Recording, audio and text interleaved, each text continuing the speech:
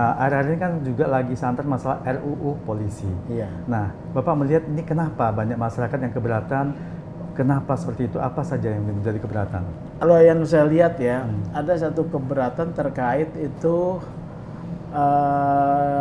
kewenangan polisi di cyber ya. Ya kalau menurut saya korupsinya makin masif ya. Makin masif ya. Karena pada satu masa di pemerintahan Pak Jokowi, masa kedua itu ada satu, menurut saya melihat bahwa permisif terhadap tindakan-tindakan yang sifatnya koruptif. Memang masyarakat ini yang melihat polisi itu banyak ketidakpercayaan terkait fungsi penegakan hukum. Tapi bukannya prestasi ini boleh dikatakan sejak ada Jampitsus yang Kita saat ini. apresiasi juga kan, IPW mengapresiasi.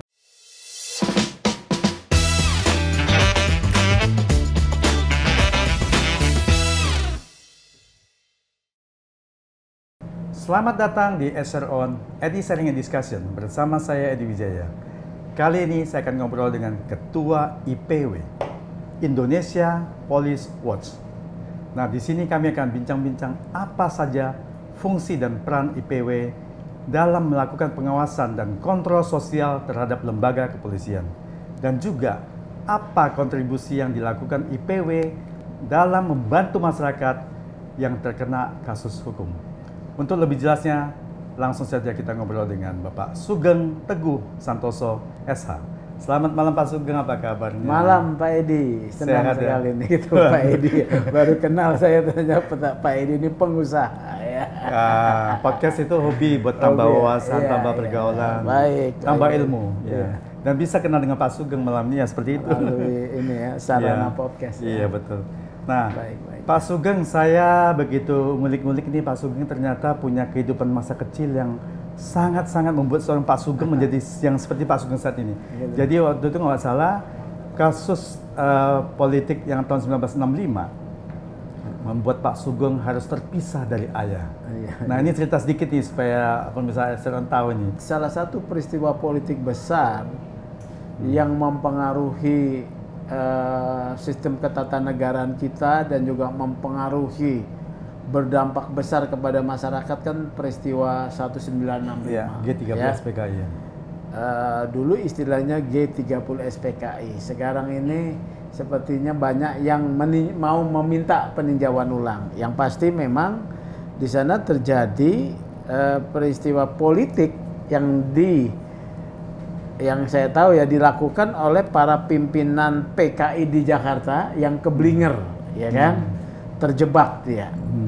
Ada terjebak dengan skenario tertentu lah, tapi terjadi. Itu kan membawa dampak besar ya seluruh Indonesia. Banyak orang yang kemudian ditangkap, dibunuh bahkan Iya. tanpa proses pengadilan. Nah, ayah saya itu anggota PNI. Ya, dia PNI karena memang dia adalah Partai Nasionalisme Indonesia waktu itu. Partai Nasional Indonesia, Ya. Nasionalisme Indonesia. Dia itu pendukung Soekarno lah. Tetapi ternyata kan terdampak juga, Iya. dikait-kaitkan sehingga dia mau ditangkap kali ya. Kemudian Lari dia lah ya. iya lari. Padahal waktu itu sedang hamil saya. Oh, ibu sedang hamil. Hamil dia persis, saya kan lahir tahun 66. Oh iya, April betul, ya. betul, iya. Itu kan peristiwa September Iya, ya. iya. Jadi dia menghilang lah ya. Sampai kemudian ketika saya lahir, saya ya masih kecil ya, umur 11 bulan. Jadi kurang lebih mungkin 1 tahun atau 2 tahun ayah saya tuh pergi dari rumah. Seumur 11 bulan saya baru datang ke Jakarta bersama ibu menyusul ya dengan kakak-kakak saya. Jadi itu peristiwa latar belakang. Nah, kondisi saat itu kan ekonomi sulit ya. Iya, Ayah betul. saya ternyata jadi penarik beca Iya, ya. Iya, tukang beca Ya, istilahnya. sudahlah itu Di daerah Mangga Dua Selatan. Mangga Dua Selatan ya. Jadi Jakarta masa Utara. kecil saya Heeh. sebetulnya hidup di atas bisa dibilang ghetto ya. Karena ayah saya tinggal di atas kuburan. Oh. Jadi dikumpulkan waktu itu pemerintah DKI, saya mendengar dari ayah saya, itu para gelandangan dan orang-orang tunawisma, ayah saya kan memang jadi tunawisma ya, tidak punya rumah, jadi disapu bersih dari jalan-jalan, ditaruhlah di atas kuburan, kuburan mangkok di Mangga 2 dulu ya. Jadi mereka ya udah disuruh bangun aja gubuk sendiri, jadi tinggal di sana.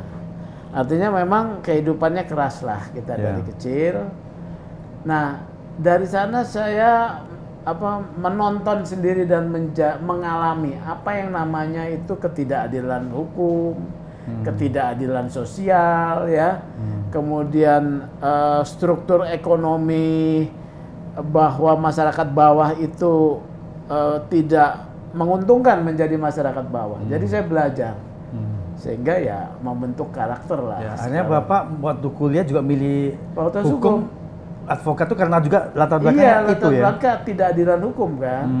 Ketika kami di sana sudah membentuk komunitas, sudah mapan ya tanah kami di atas itu, wilayah itu kemudian dibongkar ya, dijadikan daerah bisnis gitu loh. Nah kami kemudian tercerai-berai kan.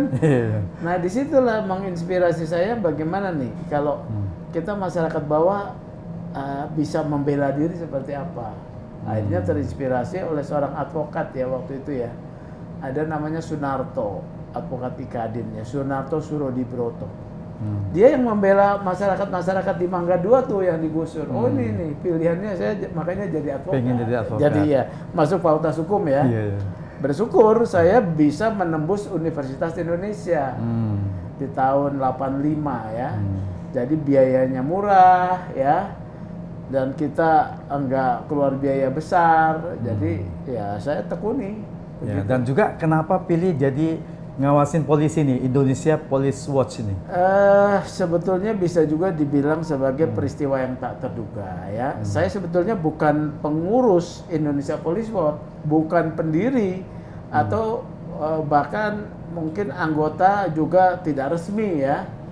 Tapi terjadi karena kedekatan saya dengan para pengurus IPW awalnya. Di 2013 saya kenal dengan almarhum Bang Netapane yang adalah ketua IPW ya. Kenapa kemudian saya ditunjuk, ini ceritanya agak mundur ya.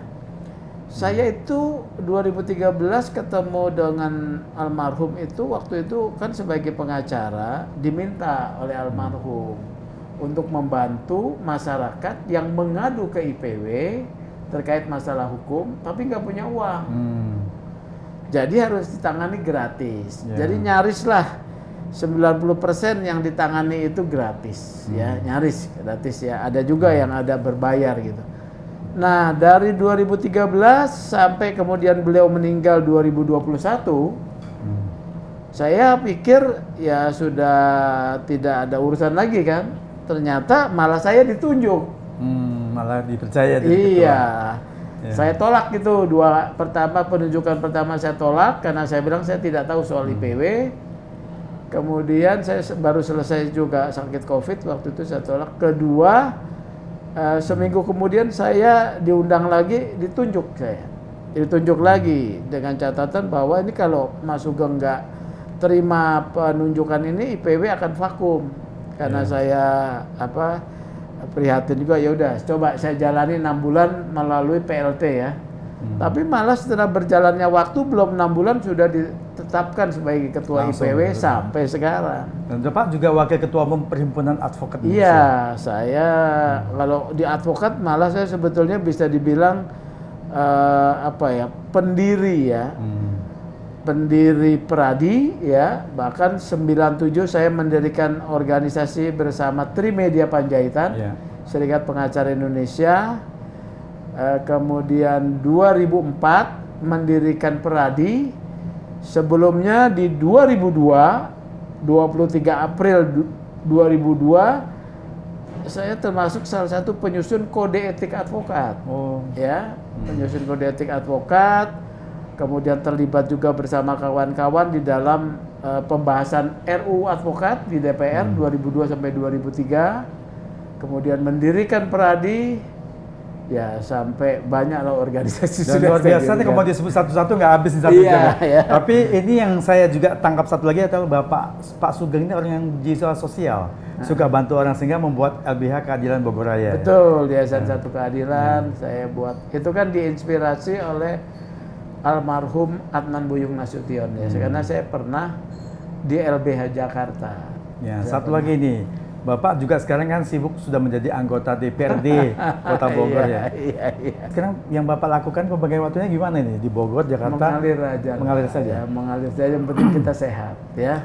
Dan saya juga dengar Bapak sebagai anggota DPRD Bogor ini ternyata luar biasa karena Bapak banyak membantu orang-orang yang membutuhkan. Ini ceritakan dikit nih supaya semuanya pada tahu. Jadi justru ya menjadi anggota DPRD itu membantu saya selama ini yang memang saya sangat concern ya kepada masyarakat miskin itu bisa difasilitasi dengan cepat. Itu ya misalnya. Jadi maksudnya kalau ada instansi yang ada dibutuhkan, Bapak telepon langsung diterima bisa, gitu. Iya. Kalau ada yang sakit, saya telepon direktur rumah sakit langsung dilayani. Oh, iya. Kalau sebelumnya kan sulit juga ya kan. Ada yang mau bayar PDAM tidak punya uang, minta dicicil atau diberi keringanan cepat. Oh iya. Nah ini sekarang kembali ke topik yang lebih berat nih, topik utamanya nih. Bapak selaku ketua IPW tentunya banyak melakukan kontrol sosial terhadap lembaga kepolisian. Nah akhir-akhir ini kan juga lagi santer masalah RUU polisi. Iya. Nah Bapak melihat ini kenapa banyak masyarakat yang keberatan? Kenapa seperti itu? Apa saja yang menjadi keberatan? Kalau yang saya lihat ya, ada satu keberatan terkait itu kewenangan polisi di cyber ya. Di dalam RUU Polri ini ada satu penambahan kewenangan polisi dalam penegakan hukum dan juga mengamankan dan menjaga ketertiban ruang cyber. Di Undang-Undang Nomor 2 Tahun 2002 ya belum ada yurisdiksi polisi di dalam ruang cyber.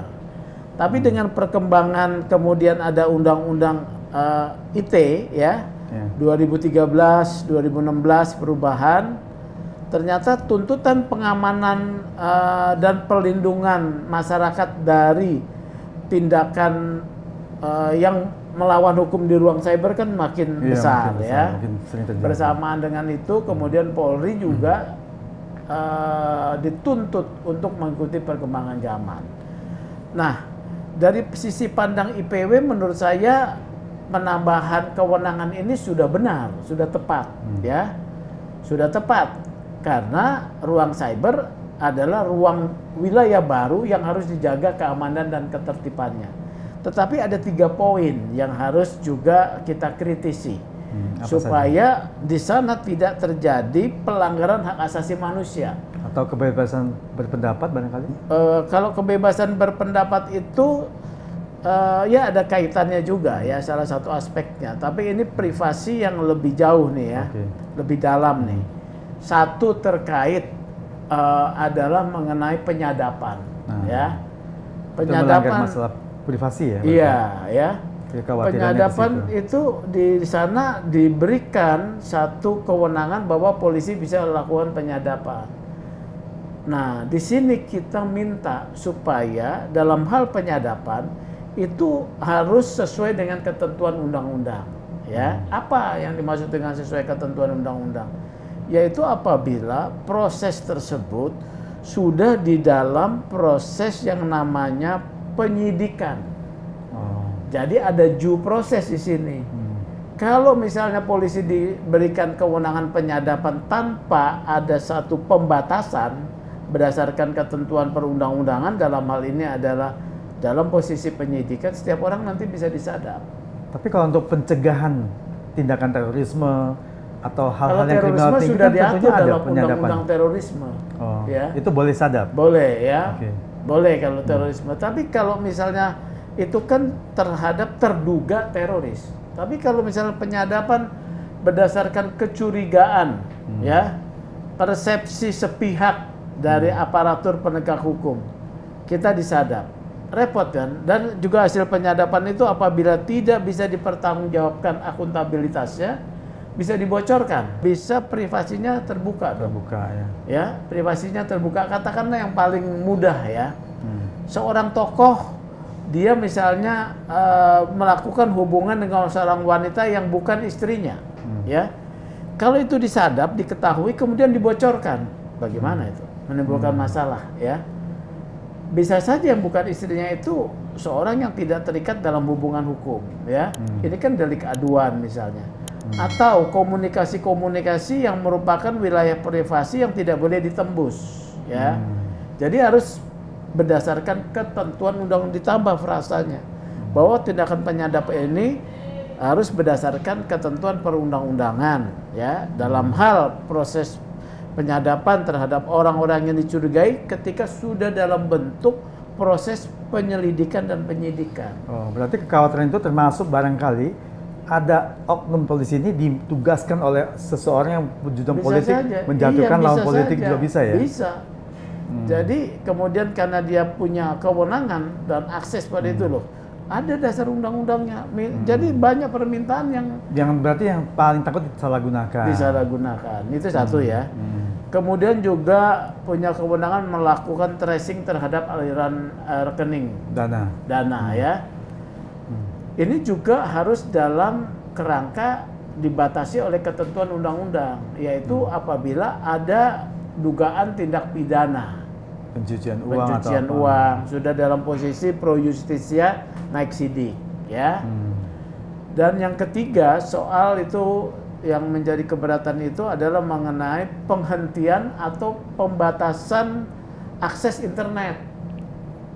Ini saya pernah dengar terjadi di Papua ketika ada penggalangan masyarakat Papua, ya, waktu itu menolak proses pemekaran Kodam, saya dengar ya, masyarakat sipil itu ada pembatasan akses internet.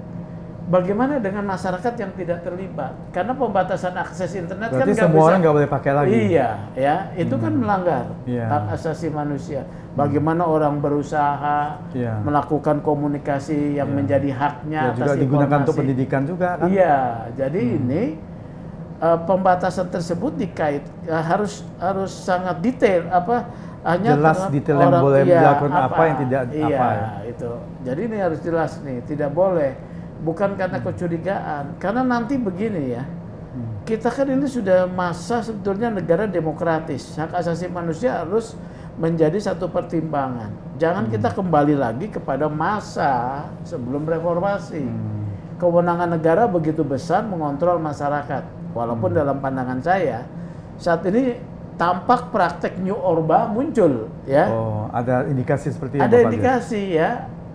Walaupun kemudian praktek itu dilegalkan sekarang ini dengan perubahan Undang-Undang TNI, di mana TNI mendapatkan kewenangan untuk bisa ditugaskan di lembaga atau kementerian sipil, ya.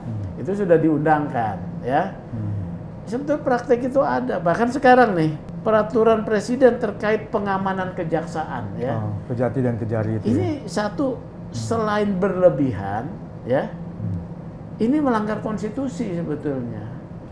Karena tugas TNI berdasarkan undang-undang TNI itu adalah tugas perang dan non perang, ya. Tugas non perang dalam kaitan tenaga bantuan operasi itu hanya ada apabila ada keadaan kedaruratan, ya. Genting, ya. Itu atas permintaan. Jadi penugasan di kejaksaan itu tidak ada kedaruratan. Karena kita tidak sedang menghadapi kartel narkoba seperti di negara Amerika Latin, Meksiko, Kolombia, di mana hakim jaksa dibom mobilnya, ya, ditembak di tengah jalan. Nyaris jaksa-jaksa kita aman-aman saja. Nah, ini kan. Apakah ini ada indikasi yang Bapak lihat bahwasanya ada semacam kurang percayaan terhadap polisi untuk pengamanan? Ini walaupun dibantah ya, walaupun dibantah oleh para petinggi Polri dan Kejaksaan, antara mereka sebetulnya sedang tidak baik-baik saja. Yang Bapak baca apa ini kira-kira? Jadi ini terjadi pertarungan kewenangan, ya. Itu dikaitkan dengan sekarang ini ada pembahasan RUU KUHP, ya. Kemudian RUU KUHP dan juga dalam prakteknya ya, kita bahas RUU KUHP nih. Dalam RUU KUHP ada potensi bahwa penyidikan itu bukan hanya oleh polisi, penyidikan tindak pidana umum, ya. Kalau tindak pidana korupsi sudah jelas, ya, masing-masing berwenang. Ini didahului sebetulnya oleh satu proses pergesekan itu ketika penguntitan Jaksa Agung tindak pidana khusus oleh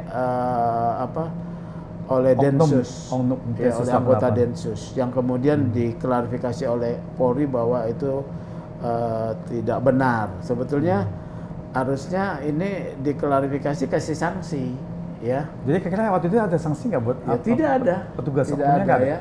Artinya kalau tidak diberi sanksi kan bahwa itu dilindungi. Kalau dilindungi kan ini penugasan. Pertanyaannya, kenapa kamu menguntit jaksa tindak pidana khusus, ada apa? Ini persoalan personal ya atau institusi? Itu ketika kemudian terungkap menjadi persoalan institusi. Karena dua-dua institusi agak panas nih. Nah, menurut saya tindakan saya harusnya ditindak, disanksi ya. Oke, mulai dari situ berkembang ke arah sini.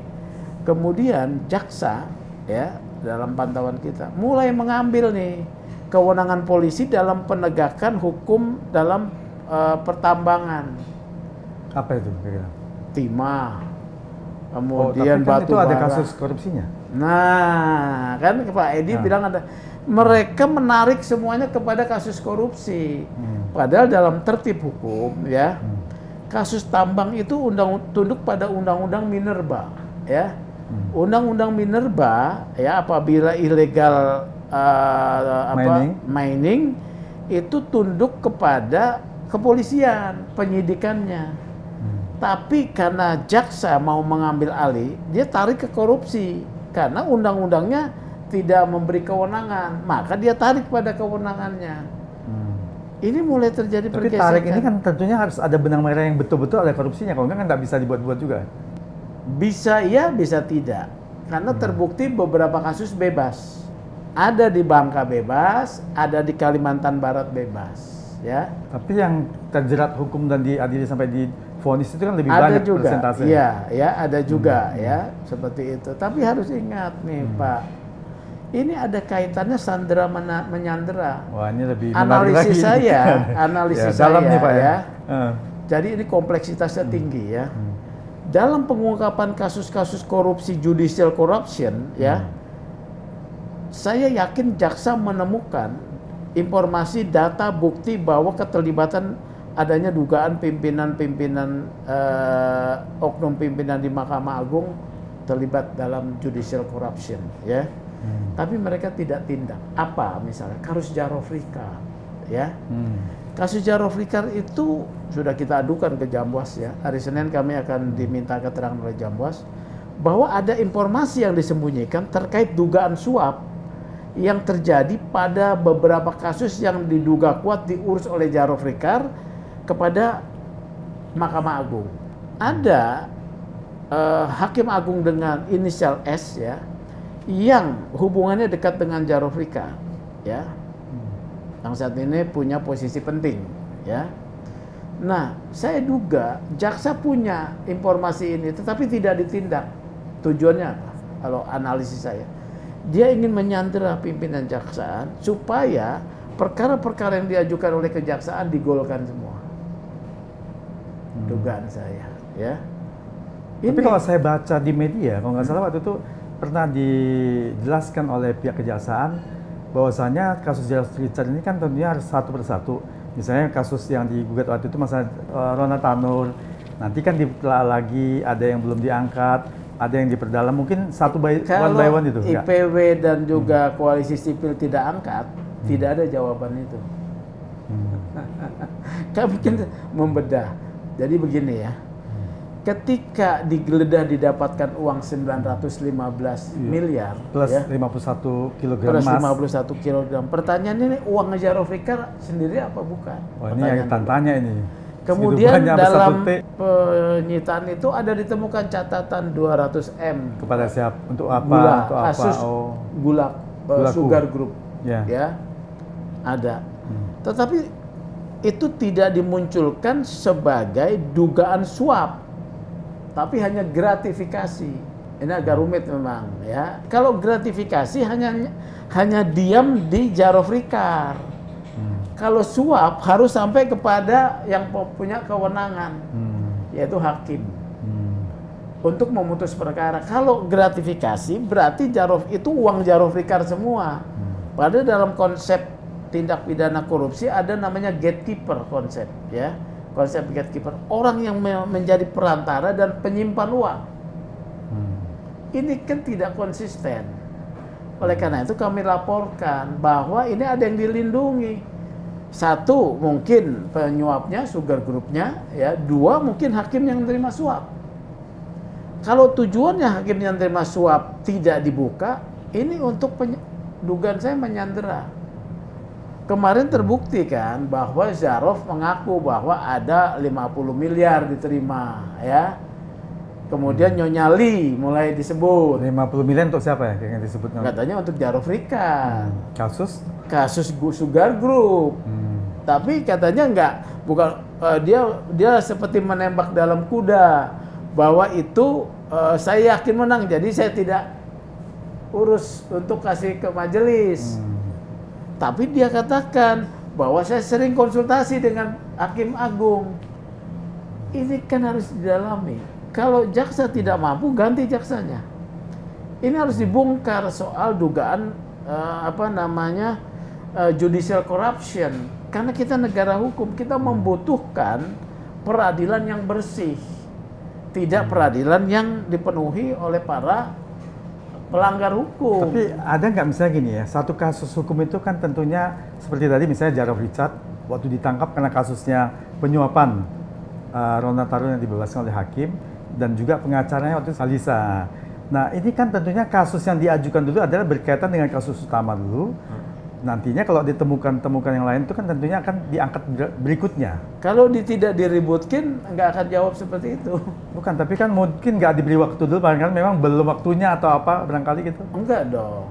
Dia harus kemudian juga menyebut di dalam dakwaan. Kami menganalisis dakwaan bahwa yang dikenakan hanya gratifikasi. Padahal itu dugaan 915 miliar itu adalah bagian dari uang suap yang disimpan, dugaan ya. Nah harusnya dibongkar. Disebut Sugar Group, tidak disebut juga. Artinya ada yang dilindungi, ada yang ditutup-tutupi, ya. Ini ya, jadi disinilah makanya kita penting ya. Tadi konteksnya peran daripada civil society mengontrol. Nah, posisi IPW itu sekarang selain mengontrol kepolisian ya, mengkritisi penyelewengan penyalahgunaan kewenangan polisi, kami memperluas kepada soal anti korupsi. Nah ini kira-kira nih, kan tadi Bapak bilang keluar dari konteks di polisi, berarti ini apa nanti Indonesia Police Watch ini mau ganti nama? Enggak. Kan Police Watch kan khususnya harusnya kan ke polisi saja nih. Sekarang udah masuk ke ranah penegak hukum lain seperti Kejaksaan, ke Mahkamah Agung. Semuanya, ya. Tapi ADRT itu ada nggak di IPW itu? Dibuat di IPW apa itu sih ADRT adalah ini? memang melakukan kontrol terhadap kepolisian. Setelah masa saya bertugas sebagai ketua, kita mengadakan raker ya, bahwa kontrol kepada kepolisian ini adalah kita juga dalam kaitan dengan posisi aparat penegak hukum lain. Nah, itu biasanya soal penyalahgunaan kewenangan. Jadi kita raker, kita sepakat bahwa kita terlibat juga dalam kontrol soal anti korupsi. Oh, jadi di raker itu sudah diubah ADRT-nya? Enggak belum diubah, menjadi keputusan raker aja. Oh, ya. Karena keputusan pengubahan ADRT kan itu oleh para pendiri tuh, Pak.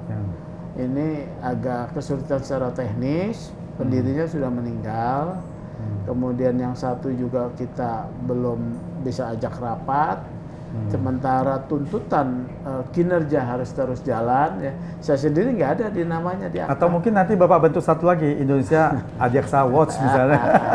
Ya itu supaya lagi dalam gini, pikiran. karena memang kemarin teman-teman di luar juga, ini kan sekarang yang Bapak tadi sebutkan mungkin TNI, harusnya yang jaga keamanan atau di kejaksaan itu kan hanya polisi. Kenapa TNI sekarang masuk? Nah ini nanti teman-teman juga bertanya nih, IPW kan mestinya ngurusinnya polisi, sekarang udah masuk lagi ke kejaksaan, ke Mahkamah Agung ini kan. Itu lebih pada ini ya, lebih pada posisi saya sebagai ketua IPW merespon situasi-situasi hukum, politik hukum kita, ya. Karena yang mengkritisi politik hukum ini semakin sedikit, gitu ya. Jadi Bapak melihat itu sehingga Bapak merasa perlu ya disampaikan ya, bahwa kontrol masyarakat kan perlu disampaikan. Saya sudah terlabel sebagai IPW, orang mengutip IPW. Iya, karena namanya juga waktu Bapak, kalau nggak salah saya baca di media itu adalah yang Bapak sampaikan tadi, yang masalah di Kejaksaan Richard Daruf itu, atas nama IPW Bapak, IPW, ya, ketua IPW. Betul. Sehingga kan ini kok polisi sekarang udah ngurusin kejaksaan. Itu hasil raker kita di tahun 2023. Raker kita di 2023 bahwa kewenangan mandatnya kita perluas untuk mengontrol juga soal korupsi. Dan memang korupsi ini bukannya makin habis ya, makin rame, makin marak gitu loh. Nah, jadi kira-kira Pak, kan Bapak pernah melaporkan aparat penegak hukum yang ada di kejaksaan ke KPK. Nah ini apa latar belakang Bapak melakukan hal itu? Jadi kita di bulan Juni 2024 ya, itu melaporkan dugaan adanya tindakan penyalahgunaan kewenangan di Kejaksaan Agung. Itu terkait dengan lelang satu paket saham PT Gunung Bara Utama. Itu kan sitaan dalam perkara Jiwasraya, ya. Waktu disita digembar-gemborkan oleh kejaksaan bahwa yang disita itu nilainya hampir 11 triliun. Tetapi ketika dilelang hanya 1,9 triliun. Nah, yang lelang ini apakah yang penegak hukum Bapak laporkan atau ada mungkin di bagian lain yang melakukan lelang? Jadi yang lelang itu adalah pusat pengelolaan aset, ya, pusat pengelolaan aset. Nah, PPA di Kejaksaan Agung. PPA di Kejaksaan Agung. Akan tetapi kita mempunyai juga informasi sumber dan bukti ada diduga bahwa ini pusat pengelolaan aset ini berhubungan dengan kewenangan di Jampitsus, ya. Makanya kita laporkan. Tapi PPA kan ada ketuanya yang setara dengan Jam ya? Atau apa posisinya? Enggak, waktu itu belum, ya. Waktu itu masih. Apakah PPA di bawah Jampitsus masa Bapak? Tidak. Oh tidak. Ya, tidak. Jadi PPA itu sendiri, ya. Tetapi ini kan adalah lelang yang dibawa kewenangan waktu itu disita kan 11 triliun. Harusnya ini dicegah. Tidak boleh dong dilelang 1,9.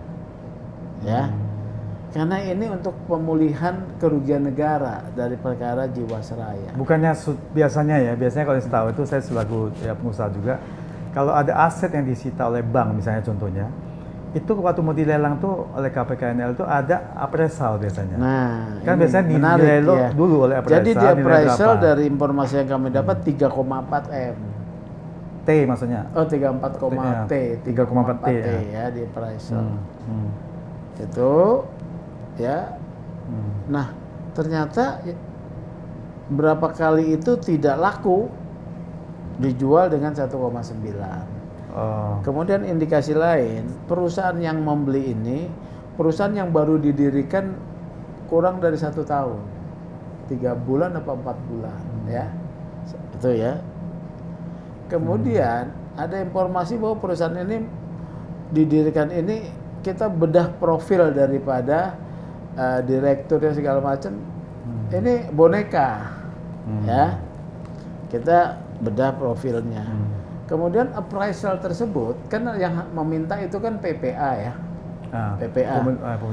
Harus yang membayar appraisalnya kan adalah PPA, ini diduga bukan. Siapa yang membayar waktu itu? Adalah ya.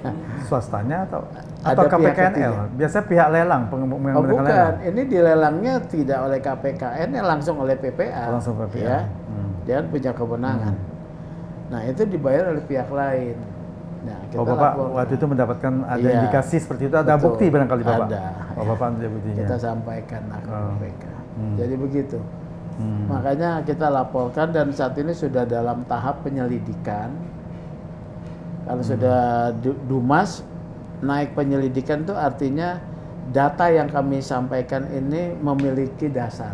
Nah, kalau sudah penyelidikan artinya Direktorat Penyelidikan mendalami dengan serius, ini akan expose nih. Kalau sudah mau expose berarti dia sudah merasa ada peristiwa pidana. Ada bukti yang cukup. Iya, ada bukti yang cukup untuk merumuskan dugaan peristiwa pidana korupsi. Kalau itu sudah begitu ya sudah tinggal di tracing aja aliran dananya pihak-pihaknya. Ya, ya semoga kita serahkanlah pada KPK ya. Tapi kalau kita melihat dari antusias masyarakat dan pandangan masyarakat sebagai masyarakat ini kan melihat saat ini APH yang bisa diandalkan jaksa ataupun mengandalkan mengurus korupsi itu kan Kejaksaan Agung ya. Setuju. Nah, karena kan kepercayaan juga kasus-kasus yang triliunan sita uang cashnya juga ratusan miliar sampai triliunan itu juga luar biasa itu. Betul. Maksudnya yang Bapak lihat kira-kira kenapa justru jaksa ini kurang lagi atau apa? Melengkapi bahwa ketika kewenangannya dijalankan secara berhasil, jangan dicederai dengan tindakan-tindakan penyalahgunaan kewenangan. Ya, itu loh. Tapi bukannya prestasi ini boleh dikatakan sejak ada Jampitsus yang kita apresiasi juga kan, IPW mengapresiasi.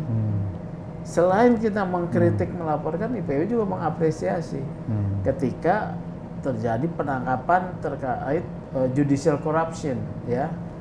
Karena memang ujungnya kan di pengadilan, kita apresiasi. Pada saat yang memang harus kita kritik ya, kita lakukan satu pelaporan karena adanya indikasi penyalahgunaan kewenangan ya harus dilakukan dong. Bukan karena dia berprestasi besar ya, dia kemudian ada dugaan penyelewengan, kemudian kita permisif. Nggak bisa dong. Ya. Justru kita mau meningkatkan kualitas Kejaksaan Agung dengan seperti itu, dengan kritik kita. Terbukti sekarang ini mereka yang tadinya tidak biasa dikritik mulai menerima kritik kan. Waktu kami kritik pertama, kami dibilang sebagai menyerang institusi. Tapi kemudian kita terjadi polemik, kita balas juga loh. Itu kalau seorang jaksa agung pidana khusus disamakan dengan institusi, itu namanya mendegradasi institusi Kejaksaan Agung. Karena Kejaksaan Agung adalah institusi, sementara Jampitsus yang dijabat oleh seseorang itu masanya waktunya terbatas. Nah, terjadi polemik dialektika ini kan juga memperkuat Kejaksaan Agung. Adanya pelaporan juga polemik ini juga membuat mereka makin profesional. Ingat loh, bukan karena seseorang berprestasi tidak ada potensi penyalahgunaan kewenangan. Kita tetap harus kritik. Nah, itu fungsi civil society yang jarang mau dilakukan oleh orang. Tapi saya pernah baca komen-komen netizen ini yang pada saat kasus Timah, kasus Pertamina yang ditangani oleh Kejaksaan Agung, yang Bapak juga ikut melaporkan ke KPK. Ada netizen yang menyebutkan misalnya barangkali Bapak ingin mengurangi prestasi dari Kejaksaan Agung untuk memberantas korupsi. Ada nggak misalnya titipan-titipan itu misalnya dituduh nih? Kan ini buat supaya klarifikasi aja. Betul. Ya. Bahwa ada bilang titipan segala macam. Selama kami punya bukti adanya dugaan itu, kita harus sampaikan untuk makin mempertajam, meningkatkan kinerja ya, seperti itu. Kalau kita tahu kemudian kita tidak memberi masukan, memperbaiki, ya kita sama aja sebetulnya mendiamkan dugaan penyalahgunaan kewenangan. Karena dalam prinsipnya ya, power and corrupt itu prinsip yang harus selalu dipegang. Biarlah kami menjadi bagian yang mengalami kepahitan ya, menjadi bagian yang kami lakukan itu sulit, nggak ada soal, karena itu mungkin passion dan juga tuntutan sejarah ya. nggak ada soal buat kita gitu loh. Sampai harus lapor polisi, sampai harus diintai ya. Bahkan saat ini Kejaksaan Agung saya tahu sedang mengintai saya. Gitu loh. Saya sudah dapat informasi salah seorang tersangka dalam perkara yang saya tidak pernah tahu, tapi karena adanya pengkritisan dari IPW gitu, tersangka itu ditanya, ada kenal dengan Sugeng, Anda pernah berurusan dengan Ketua IPW Sugeng Teguh Santoso, ya kan? Terus beliau jawabnya? Ya dia tidak tahu, dia memang kenal. Dia kan menangani kasus minyak tuh. Saya nggak pernah tahu kasus minyak goreng tuh ya, yang obstruction of justice ya. Itu. Kita juga mengkritisi obstruction of justice. Kok orang media ya dijadikan tersangka obstruction of justice? Karena dikritisi oleh banyak pihak termasuk IPW, akhirnya kan ditangguhkan penahanan. Oh, yang inisial J Tian kalau yang apa? Kalau yang J itu kan pengacara tuh, ya. J itu yang ditanya hubungan dengan saya. Kebetulan dia memang saya kenal, tapi saya nggak pernah berurusan. Jadi memang banyak ya tuduhan, sama seperti waktu kasus Sambo, Pak. Siapakah yang tidak setuju Sambo dihukum mati? Ya IPW. Siapakah yang membongkar kasus Sambo? Ya IPW. Ketika IPW membongkar, kita dielu-elukan sebagai pahlawan, sebagai hebat. Begitu saya bilang Sambo tidak patut dihukum mati, diserang. Wah, dapat duit banyak. Masyarakat harus diliterasi soal hukum dan keadilan. Sebenarnya ada juga yang beranggapan gini, korupsi sekarang kan makin banyak yang ditangkap nih. Katanya dulunya sudah ada, cuman dulunya nggak ketangkap, lebih banyak ketangkap sekarang ini. Ada nggak kemungkinan begitu?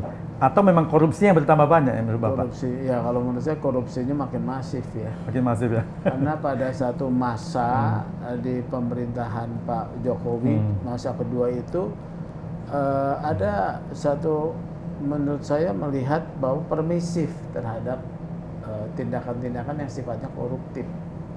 Ya.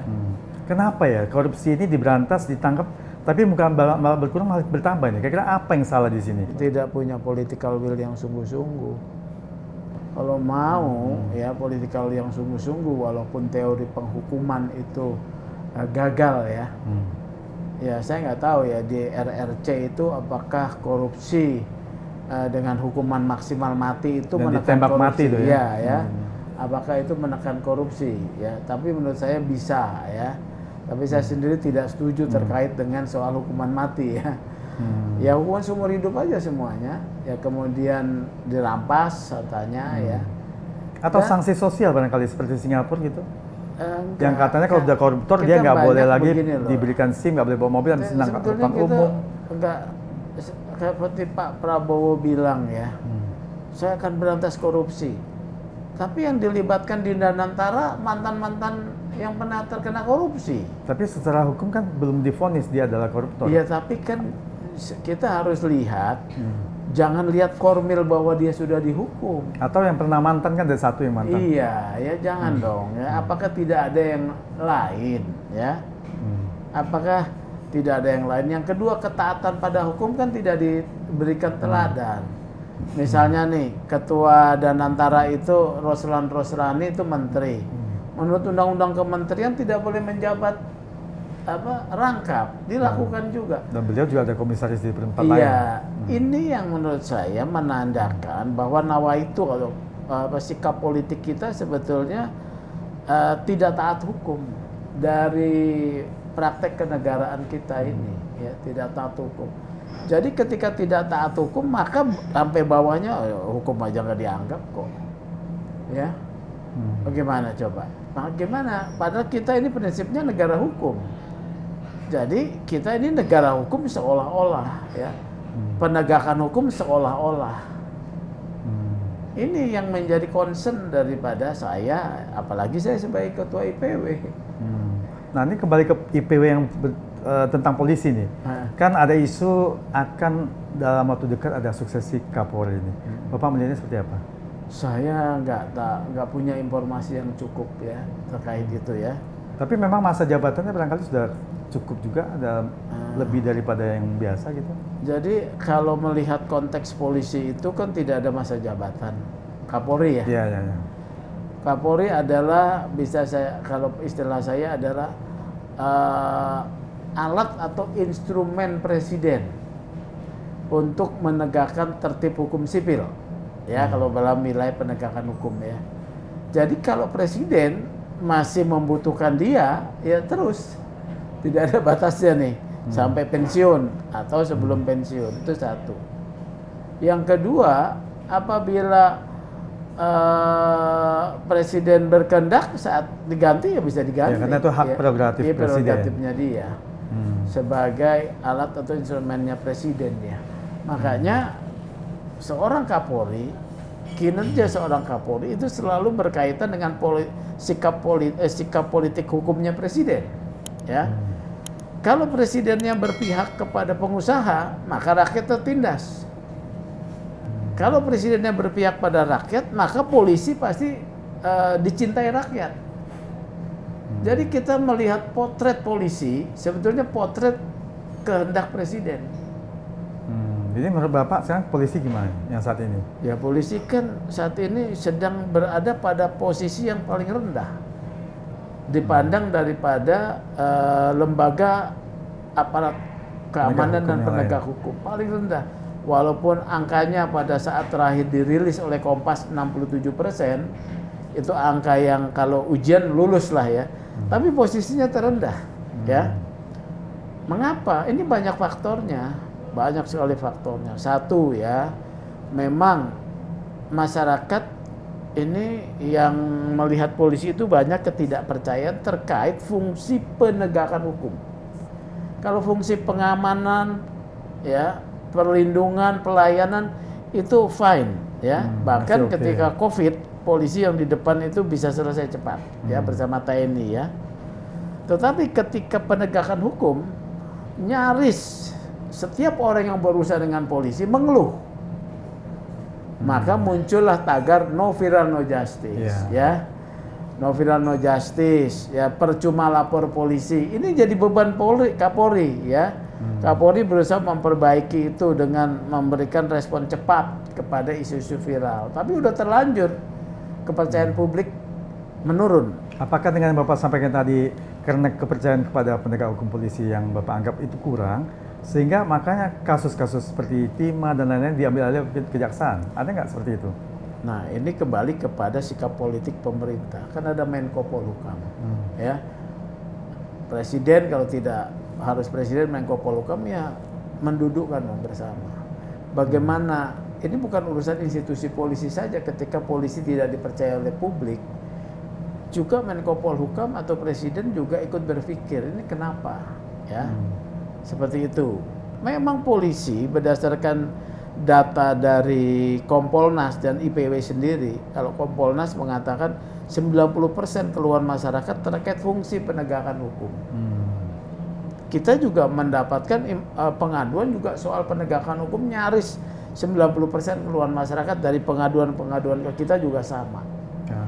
Tapi citra polisi selain tadi yang Bapak sebutkan tadi, barangkali juga kan ada yang Kapolres Ngada yang melakukan perbuatan asusila, ada juga yang masalah kasus DWP, yang masalah pemberantasan terhadap penggunaan narkoba misalnya. Nah, ini mungkin juga yang membuat citra polisi jadi turun kali. Ya, itu menambah ya. Citra polisi turun sebetulnya sudah dirasakan masyarakat, tidak perlu dengan kasus-kasus itu yang muncul. Masyarakat yang berurusan dengan penegakan hukum polisi itu mengalami ketidakpuasan. Ya, ini yang saya selalu sampaikan kepada Polri, benahi soal penegakan hukum, fungsi penegakan hukum, ya, tegakkan dengan benar gitu. Karena apa?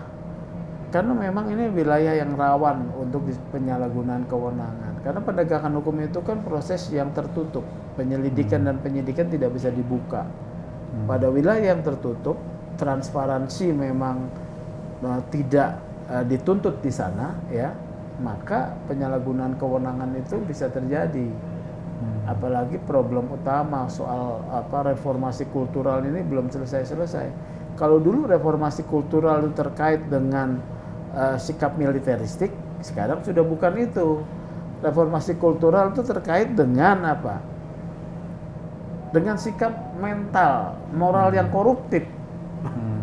Itu penyalahgunaan wewenang. Nah, ini kira-kira Bapak selaku Ketua IPW, apakah IPW melakukan suatu kajian sehingga dapat memberikan saran masukan yang positif buat lembaga kepolisian supaya ini harus dilakukan, ini yang supaya menjadi lebih baik sehingga polisi mendapatkan citra yang baik dan dicintai rakyat. Ada nggak Bapak buat kajian?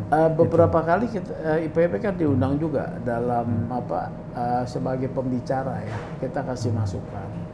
Metode IPW di dalam menyampaikan satu masukan itu kan ada metodenya. Kami melakukan pendekatan ada 3 ya. Kalau pelanggaran-pelanggaran yang bisa kami komunikasikan langsung dengan pimpinannya untuk segera direspon, kami langsung ya. Kalau tidak direspon, maka kami akan rilis terbuka ya. Media. Itu 2. Kalau tidak ada tindakan-tindakan secara khusus, kami membuat pengaduan tertulis ya. Dumas langsung. Dumas ya, pengaduan tertulis. Ada yang direspon ya, ada yang lambat. Ya kita tetap lakukan itu. Jadi itu 3 metode itu. Ya. Apakah itu lebih banyak berkaitan dengan misalnya kasus hukum yang dialami masyarakat? Kan EP ini saya baca di dalam fungsinya adalah untuk juga memberikan bantuan hukum kepada masyarakat. Iya. Nah ini kira-kira lebih banyak yang gratis apa yang bayar nih? Umumnya gratis. Oh gratis. Umumnya ya. Kalau misalnya ada satu penanganan kasus di mana dia butuh bantuan IPW, kalau yang ada punya kemampuan membayar, kami tangani melalui kantor profesional ya, kita kantor profesional. Tapi yang gratis-gratis kita masuk melalui tim hukum IPW. Gitu. Atau mungkin LBH yang Bapak buat di keadilan Bogor ya enggak? Oh itu khusus Bogor. Itu untuk saya pisahkan dengan IPW itu. Itu harus terpisah lah, kita nggak boleh campur-campur. Tapi kita punya tim hukum sekarang. Mungkin dulu kan tidak ada tim hukum ya, karena kami bentuk tim hukum. Memang IPW ini kelihatannya kedengarannya dikenal ya. Tapi sebetulnya kami ini lembaga yang kecil. Oh, tapi namanya besar Pak. Tapi lembaga kecil Pak, karena kami belum mempunyai satu lead bank yang kuat. Beda dengan NGO lain yang punya kajian-kajian yang berkala. Kami nggak punya. Baru Undang-Undang Polri aja yang kami bahas saat ini ya. Kajian-kajian lain sebagai masukan tadi disampaikan kami belum ada karena nggak punya. Kita disibukkan baru sementara ini menanggapi kasus per kasus ya. Tapi kalau kebijakan kami belum menyentuh tuh. Makanya ini masa tugas saya keempat ya. Saya berharap tahun kelima ini ada satu tim kajian ya, kajian yang tadi memberikan masukan yang positif kepada kepolisian supaya bisa lebih baik ke depannya. Semuanya mohon maaf, semuanya masih saya kerjakan sendiri. Ya. Jadi IPW ini betulnya bukan didirikan oleh ahli hukum. Ini oleh wartawan. Awalnya. Iya, sampai sekarang pun anggotanya wartawan. Kalau saya tidak rekrut ya dari tim hukum, ya kewalahan juga ya. Iya. Jadi ini sekarang sedang bergerak bertransformasi menjadi satu lembaga yang memang soal mengkritisi prinsip-prinsip negara hukum lah, supaya kita lebih kuat kajiannya, bisa memberi kontribusi. Ya. Nah, Bapak selama memberikan kritisi yang sangat tajam ini, pernah nggak mungkin mengalami satu hal yang mengancam jiwa ataupun diteror ataupun intimidasi misalnya? Kalau itu sih biasa saja lah ya buat saya ya. Kriminalisasi juga sudah naik sidik ya, pernah karena dituduh menghina institusi Polri. Tiba-tiba sudah naik sidik, tapi saya klarifikasi kalau sebelum saya diperiksa karena pelapornya itu di daerah sana, saya minta lu periksa Pak Kapolri apakah setuju nggak kalau IPW mengkritik itu sebagai pidana. Akhirnya di stop perkara itu ya. Kalau ya intimidasi ancaman adalah ya, tapi saya nggak mau mengatakan itu menjadi sesuatu yang penting-penting amat ya. Jadi biasa saja. Karena memang dari dulu saya kan aktivis hukum, sudah kenyang. Kalau sudah aktivis sudah pengalaman lah ya. Iya. Mentalnya udah kuat ya. Iya. Jadi nggak bisa kita gembar-gemborkan. Apalagi waktu kasus Sambo kan, ya. Saya nggak terlalu inilah. Kalau orang masih mengancam, orang itu masih baik, ya. Kalau orang masih mengancam, masih mau ngomong masih gitu, mau ngomong. masih ngomong, Iya, kalau kan? nggak ngomong lagi selesai. Tapi kalau misalnya tidak ngomong, itu yang bahaya. Itu yang bahaya, jadi nggak siap kita, betul. nggak tahu ya. Dan di Indonesia menurut saya ya aman ya, termasuk aman ya, dalam arti yang paling mengkhawatirkan itu adalah kriminalisasi ya. Kalau yang lain kayaknya tidak. Sejauh ya niat kita memang niatnya bersih ya, ingin mengkritik, bukan misalnya ingin memeras ya. Beda nih. Kita mengkritik kemudian tujuannya supaya dapat uang. Nah, tunggu aja kau nanti waktu mau celaka ada tuh. Oh gitu ya. Saya itu punya kepercayaan. Jadi yang penting tujuan murni adalah mengkritik untuk membangun, untuk hal yang lebih baik. Ya, bukan kalau kritik nanti meras gitu ya. Gitu ya. Iya, luar biasa. Banyak terjadi sih saya tahu ya. Tapi kalau IPW ya tidak lah ya. Tapi yang banyak itu siapa kira? Oh ya jangan dong. Rahasia lah ya. Rahasia belakang ya. belakangnya di belakang obrolannya. Jadi kalau itu bisa terjadi menjadi backfire ya, karena kan niatnya jahat ya. Betul. Kalau soal tadi ancaman ya udah kenyang lah ya, tapi tidak pernah menjadi serius karena dugaan saya mereka tahu bahwa ini nggak ada agenda setting yang untuk melakukan apa ya secara kepentingan pribadi ya. Kalau saya lihat gitu. Nah, selain untuk tadi yang kalau korupsi misalnya ya, apakah IPW pernah menemukan satu kasus terus dilaporkan ke aparat penegak hukum untuk ditindaklanjuti kasus korupsinya? Pernah nggak ya waktu itu? Belum Banyak. Ke KPK. Apa saja yang kira-kira yang lebih menonjol kasusnya? Itu kalau kita ke KPK kan kemarin itu kasus yang soal lelang Gunung Bara Utama. Kemudian kita laporkan ke mana? Ke kejaksaan ini soal Jaruh Rikar ya. Kemarin kita laporkan lagi ke KPK soal Sugar Group supaya KPK tuh mengambil alih. Karena analisis kami kejaksaan tahu bahwa Sugar Group ada menyuap ya, dugaan kami, dan juga ada yang menerima suap tapi tidak dibuka perkara suapnya, yang dibuka gratifikasi. Sehingga berdasarkan ketentuan Undang-Undang KPK, Undang-Undang KPK salah satu aspeknya adalah KPK ada apabila bisa menyidik mengambil alih apabila penegak hukum diduga lambat atau diduga dalam melakukan penegakan hukum itu menyimpangkan kewenangannya, kita laporkan ya. Jadi laporkan ke KPK itu beberapa kasus yang kita laporkan. Itu kasus yang memang sudah pernah atau ditangkap oleh kejaksaan tapi tertulis di situ sehingga Bapak mengungkitnya. Ada nggak misalnya kasus baru yang belum pernah masuk ke ranah hukum tapi Bapak tahu di sini ada institusi ataupun di tempat ini ada korupsi, Bapak melaporkan itu belum atau sudah? Ya itu kan baru semua. Itu kan pendalaman kami semua.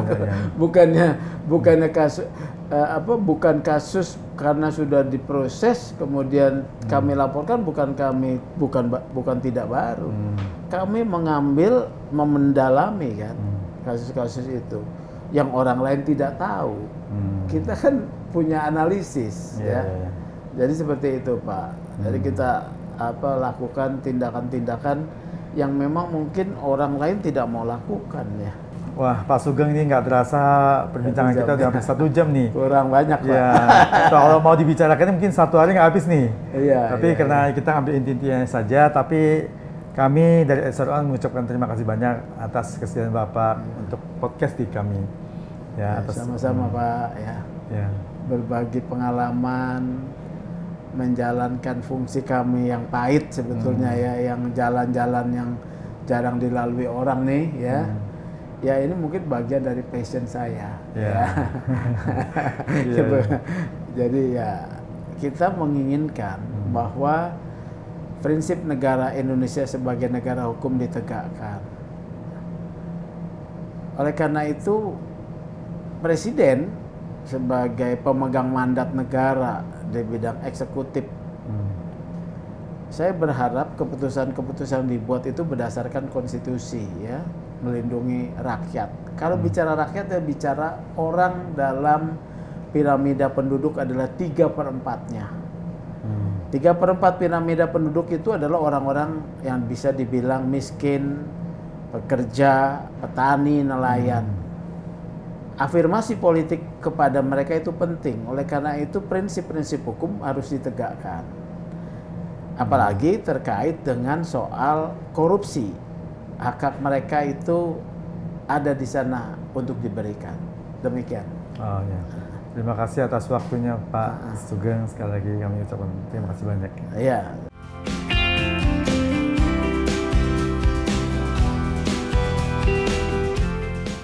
Sobat setia SR-On, itulah tadi obrolan saya dengan Bapak Sugeng Teguh Santoso SH, Ketua IPW, Indonesia Police Watch.